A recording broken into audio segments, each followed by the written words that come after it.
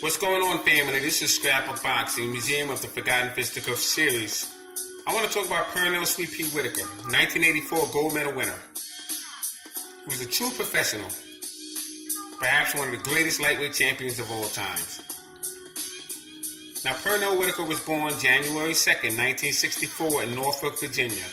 He stood 5 foot 6 inches and weighed 135 to 155 pounds. Now, he was managed by Shelly Finkel and trained by Georgie Benton. His cut man was Ace Murata, and his co-trainer was Lou Duva. Now, as a professional fighter, Pernell Whitaker had a fighting record of 40 wins, 4 losses, 1 draw, and 17 by the knockout route. He was a professional from 1984 to 2001. He was entered in the Boxing Hall of Fame in 2007. And he would win the World Lightweight Championships, WBC, from Jose Luis Ramirez. He would fight him twice. The IBF from Greg Haugen, and the WBA from Juan Nazario. He would also win the NABF from the Black Mamba, Roger Mayweather. And he would fight Hall of Famers such as Oscar De La Hoya, Felix Tito Trinidad, Azuma Nelson, future champion James Buddy McGirt fought him twice, and Julio Cesar Vasquez. Pernell Whitaker would win the 1984 Olympic medal at the Los Angeles Games, and he would stand proudly on the third stool while his gold medal would be placed around his neck. He would fight fighters such as Gary Jacobs when he turned professional, Jake the Snake Rodriguez, Howard Brazier, Louis Lametta, Freddie Pendleton. Now, I was at that fight when he fought Freddie Pendleton in Atlantic City, and he got shook with a right hand.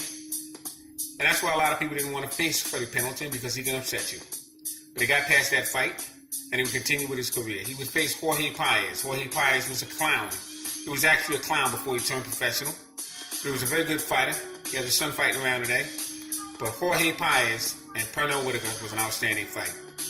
He would fight Roger Mayweather. I was at that fight in Virginia. Roger Mayweather had hurt Pernell Sweet Pea Whitaker. But Roger Mayweather's shorts would get a little soggy, and Pernell Whitaker, as a good friend, would walk up to him and help pull it down a little further.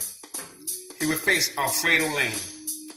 1987, July 25th. He would win the NABF USBA Lightweight Championship, and he knocked out Miguel Santana.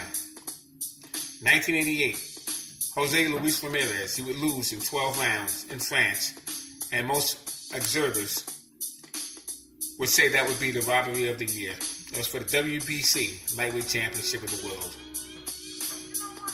1989, August 20th, Jose Luis Ramirez again, Norfolk, Virginia, and he would win the WBC, the IBF Lightweight Championship of the world. I was at that fight.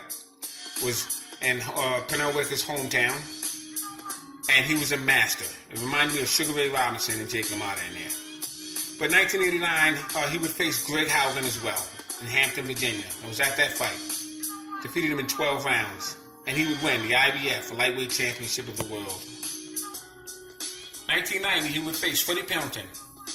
February 3rd, Atlantic City. I was at that fight.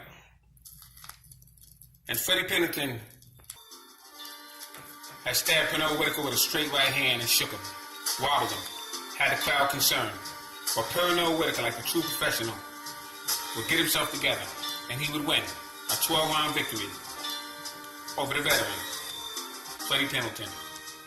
It was for the WBC and the IBF Lightweight Championship. May 19th, he would face Azuma Nelson, the professor. Azuma Nelson has been in there with the great Salvador Sanchez, but he was a veteran. And he would put the finishing touches on Alfredo Gomez. But he would get in there with Pernell Whitaker, and that fight would be for the WBC and the IBF. And Pernell Whitaker would grab Azuma Nelson by the leg and twirl him around. Azuma Nelson had the leopard skin trunks. Pernell Whitaker didn't like that, so he would dance and doodle with him all night long.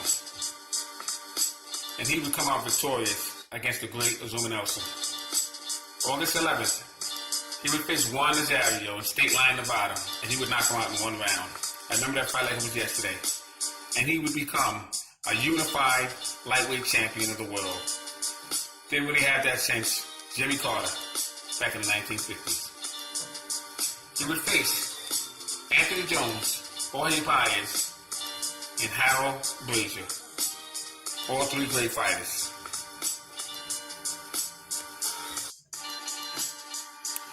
He would get in there in 1993 with James Buddy McGirt in Madison Square Garden. I was at that fight.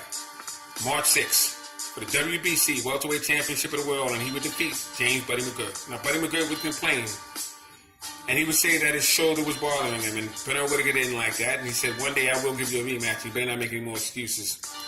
1993, Santos Condona, Norfolk, Virginia. I was at that fight, and he would defeat him.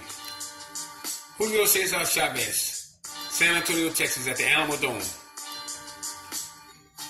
And they would give that fight to Julio Cesar Chavez. They called it a draw.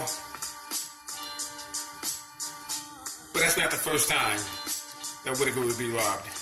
He would face James Buddy McGirt again and would defeat him. 1995, Julio Cesar Vasquez, Atlantic City. I was at that fight. He would defeat him in 12 rounds. 1997, Oscar De La Hoya, Las Vegas, Nevada. And he would lose in 12 rounds, WBC Welterweight Championship of the World. 1998, he would face Ike Cortez, He was scheduled to face him. But due to the cocaine that was tested positive in Pernell Whitaker's bloodstream, he had canceled that fight. 1999, he would face Felix Tito Trinidad at Madison Square Garden. I was at that fight. The IBF Welterweight Championship strap. And Tito Trinidad was too tall and he punched too hard, and Whitaker was pretty much past his prime at that particular time. So he would dipsy doodle and give the crowd an entertainment. And that would be about it for Pernell Whitaker. Pernell Whitaker was an outstanding fighter. And I just want to do a small tribute to Pernell Whitaker. Salute to him. Salute to the 1984 Olympic team. This is Scrapbook Boxing, Museum of the Forgotten Fisticuffs series. All great fighters and all great fights will never be forgotten on my channel. Thanks for tuning in. Salute to Pernell Sweet Pea Whitaker, one of the greatest lightweight champions of all time. Love to see him and Shane Mosley, but Shane Mosley was a lightweight. That would have been an outstanding contest. Thanks for hanging in here with me. Peace.